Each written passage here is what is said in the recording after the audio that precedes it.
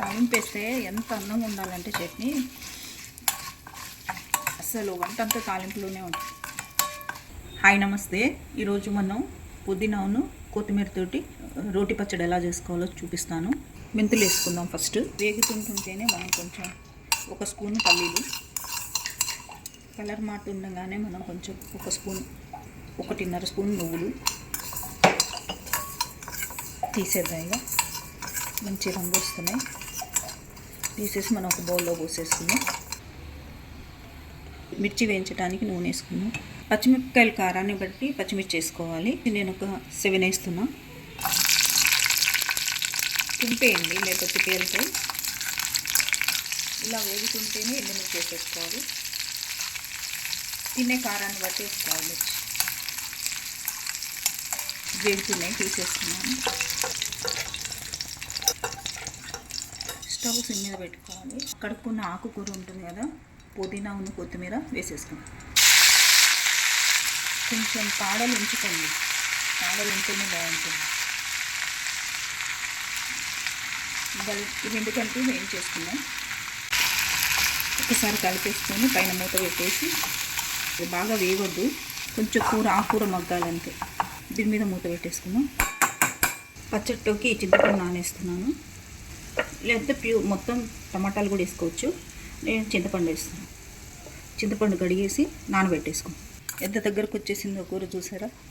మూత తెస్తున్నాను, ఉడికిన వాసన వస్తుంది. మూత పెట్టేసి ఆఫ్ చేద్దాం. ఈలోగా ఇవి మనం మిక్సీ వేసుకొని వద్దాం. రోట్లో నూరినట్టు కోర్స్గా నూరుతున్నాను. ఇప్పుడు మనం దీంట్లో చింతపండు వేసుకుందాం. ఇట్లా నీళ్ళు వడగట్టేసేసేసి దీంట్లో ఇప్పుడు కొంచెం పసుపు వేసుకుందాం, ఇంగువ, మళ్ళీ మిక్సీ వేసాను. ఈ కాస్త వాటర్ పోసేసి ఈ ఆకుకూరను మనం కొంచెం దీంట్లో వేసేసుకుందాం. పొగలు వస్తుంది, కొంచెం చల్లారిన తర్వాత వేయాలి. ఉప్పు వేసుకుందాం, ఒక 1/2 స్పూన్. చక్క రోట్లో నూరుకున్నట్టు చాలా అందంగా కుదిరింది. నెక్స్ట్ ప్రాసెస్లోకి వెళ్దాం. నూనె వేస్తున్నాను, మళ్ళీ అదే ప్యాన్లో వేస్తున్నాను నూనె. ఒక 8-9 స్పూన్స్ వేసుకోండి. 1 స్పూన్ మినపప్పు, 3/4 స్పూన్ ఆవాలు, 1 స్పూన్ జీలకర్ర, ఎండుమిర్చి, కొంచెం కరివేపాకు.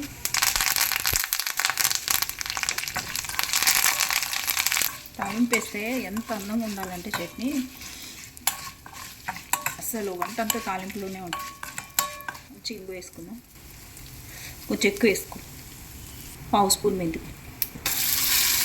వేగింది. ఈ చట్నీ దీంట్లో వేసేస్తున్నాం.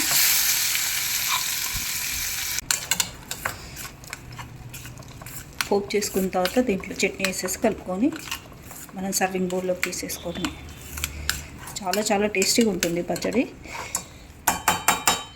ఇది తాలింపులోంచి 1 స్పూన్ తీసాను పైన. సర్వింగ్ బౌల్లో తీసుకున్న తర్వాత పైన వేయడానికి కొత్తిమీర పుదీనా పచ్చడి చాలా బాగా కుదిరింది కదా. లైక్ చేయండి, షేర్ చేయండి, సబ్స్క్రైబ్ చేయండి. Thank you.